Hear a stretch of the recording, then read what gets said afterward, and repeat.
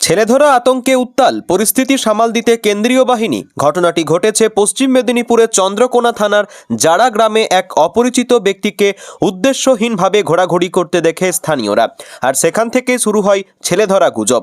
এক ছেলেকে জোর করে ওই অচেনা ব্যক্তিটি মোটর সাইকেলে চাপিয়ে তুলে নিয়ে যাওয়ার চেষ্টা করে বলে অভিযোগ। সেই সময় গ্রামবাসীদের চোখে পড়লে গ্রামবাসীরা তাকে ধরে ফেলে। কোনো কিছু না বুঝে ওই ব্যক্তির ওপর চড়াও হয় উত্তেজিত জনতা। মুহূর্তের মধ্যে রণক্ষেত্রের চেহারা নেয় এলাকা। ঘটনাস্থলে পৌঁছায় চন্দ্রকোনা থানার বিশাল পুলিশ বাহিনী, কিন্তু পরিস্থিতি নিয়ন্ত্রণের বাইরে চলে যায়। শেষ পর্যন্ত উত্তেজিত জনতাকে শান্ত করতে এলাকায় নামানো হয় কেন্দ্রীয় বাহিনী। বর্তমানে ওই ব্যক্তিকে উদ্ধার করে পুলিশি হেফাজতে নেওয়া হয়। পুলিশ প্রশাসনের পক্ষ থেকে সাধারণ মানুষকে বারবার সতর্ক করা হয়, কোনো গুজবে কান দেবেন না, আইন নিজের হাতে তুলে নেবেন না। কোনো ব্যক্তিকে সন্দেহজনক মনে হলে মারধর না করে সরাসরি পুলিশের হাতে তুলে দিন। ছেলেগুলো ভুল করে একটা বেলুন ওর গায়ে মেরে দেয়।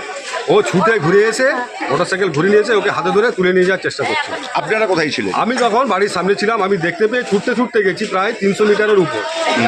গিয়ে আমি ধমকাধমকি করতে তবে ও ছেড়েছে। টলিওয়ালা একজন ছিল, সেও ছাড়াতে পারছিল না, সে একা ছিল বলে। যখন আমি গেছি দুজন দেখে ও ছেড়েছে, এমনকি ছেলেটাকে গাড়িতে পর্যন্ত বস করে দিয়েছিল নিয়ে যাবে বলে।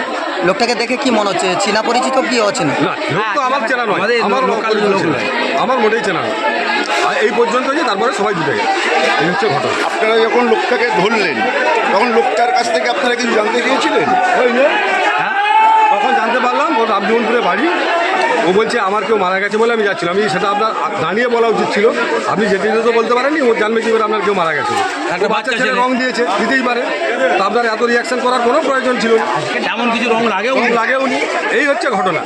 তাহলে আমাদের কি রং খেলা বন্ধ হয়ে যাবে ওদের জন্য? এটা সম্ভব নয়, তার জন্য আমি প্রতিবাদ করি। আপনার নাম? আমার নাম অলোক মণ্ডল। বাড়ি? বাড়ি এখানে।